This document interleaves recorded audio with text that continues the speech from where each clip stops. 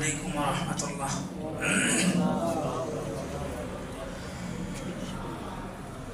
নামাজের রুকু সেজদার আলোচনা। রুকু এবং সেজদা বলতে আবেদনিকভাবে রুকু বোঝায় শরীরকে অর্ধনত করা। অর্ধেক নত করার নাম রুকু, পরিপূর্ণ নত করার নাম হচ্ছে সেজদা। এটা হচ্ছে বাহ্যিক অবকাঠামো, যেটা দেখা যায়। এই রুকু এবং সেজদার মাধ্যমে শারীরিক ব্যায়াম হতে পারে, কিন্তু নামাজের মাধ্যমে যে আল্লাহর সাথে একটা সম্পর্ক, এটা শুধুমাত্র এই বাহ্যিক ব্যায়ামের মাধ্যমেই সম্ভব নয়।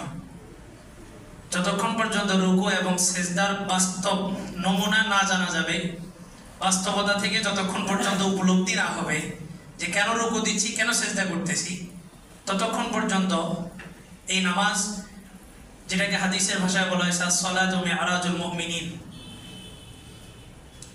রাসূল তার পুরো জীবনে মেরাজের ঘটনা একবার ঘটছে রাসূলের, আর বান্দা মুহাম্মদ সাল্লাল্লাহু আলাইহি ওয়াসাল্লামের উম্মত দৈনিক 5 বার তার মেরাজের ঘটনা ঘটে। সে 5 বার আল্লাহর সাথে কথা বলে। এই রুকু সিজদার ভিতরে মনোভাব কি থাকবে, মনের মধ্যে কি থাকবে, কি অবস্থা তৈরি হবে? যুগের বিখ্যাত একজন তাবেঈ, একজন বুজুর্গ,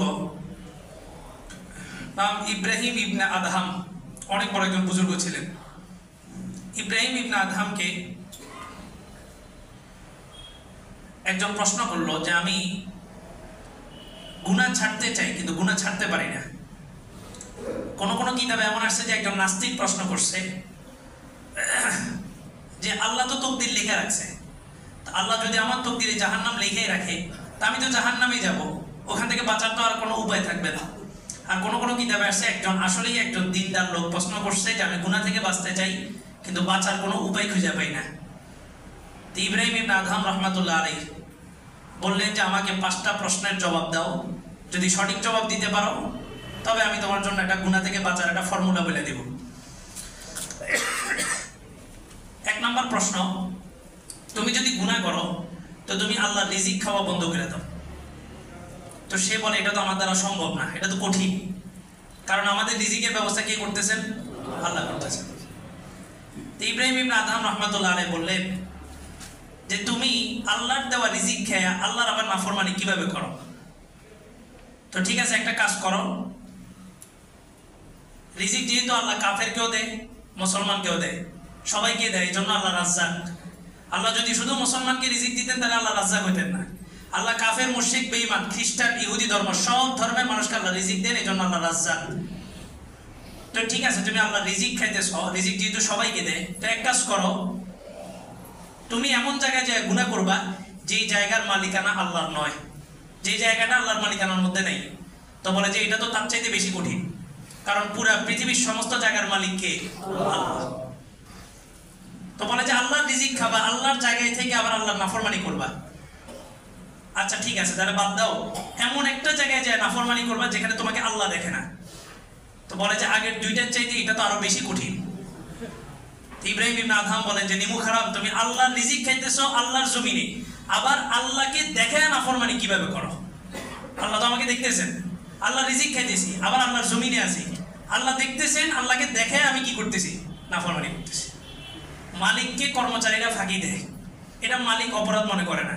স্বাভাবিক মালিক না থাকলে কর্মচারী একটু ফাঁকি দেয়, কিন্তু মালিক বসা অবস্থায় ফাঁকি দিলে এটা হচ্ছে দণ্ডনীয় অপরাধ। তা আল্লাহ আমাকে দেখতেছেন, আল্লাহকে দেখে আমি অপরাধ করতেছি। তো বলে ঠিক আছে, 4র্থ নাম্বার একটা কাজ করো, মালাকুল মউত যখন তোমার কাছে আসবে তাকে বলবা যে আমাকে তওবার সুযোগ দেন। তো বলে যে মালাকুল মউত তো আমার কথা শুনবে না। তো মালাকুল মউত তোমার কথা শুনবে না, তুমি গুনাহ করো কিভাবে? এই গুনাহ অবস্থায় তো মালাকুল মউত আসতে পারে। সব বাদ দাও, আখিরাতে যখন আল্লাহ তোমাকে জাহান্নামে দিবে, তুমি জোর করে জান্নাতে চলে যাবা। তো বলে যে আগের 4টার চাইতে 5ম নাম্বারটা সবচেয়ে বেশি কঠিন। আপনি কি বুঝাইতে চাইছেন আমি বুঝছি, আজকে থেকে তওবা করতেছি, আর জিন্দেগিতে কোনোদিন আমি গুনাহ করব না। এই 5টা অবস্থা যদি মনের মধ্যে আনতে পারেন, এটা হচ্ছে রুকু। এই 5টা অবস্থা মনের মধ্যে আনতে পারলে ওটা হচ্ছে সেজদা। বাস্তবিক অর্থে জমিনে মাথা লাগাইতে হবে সেজদা, এটা না। যারা অসুস্থ চেয়ারে বসে যারা নামাজ পড়ে, ওনারা কি জমিনে মাথা লাগাইতেছেন? তো ওনাদেরটা কি সেজদা না? তাহলে সেজদা মানে কি? সেজদা মানে হচ্ছে মনের একটা কাইফিয়াত, যে আল্লাহ রাজত্বের সামনে আমার অস্তিত্বের কিছুই নেই, আমি বিলীন। মালিক আপনার দরবারে আমি মাথা ঠেকাই দিলাম, আমার সবচেয়ে সম্মানের জায়গা মাথা, আমি মাথাটাকে আপনার চরণে দিলাম। আর হাদিসের মধ্যে আছে ইজাল মুসাল্লি ফিস সালাহ ইয়াসজুদু আলা কদামাই রহমান, বান্দা সেজদা দেয় জমিনে, এটা আমরা মনে করি, কিন্তু আল্লাহ বলেন বান্দা সেজদা দেয় আমার কুদরতি পায়ের উপরে।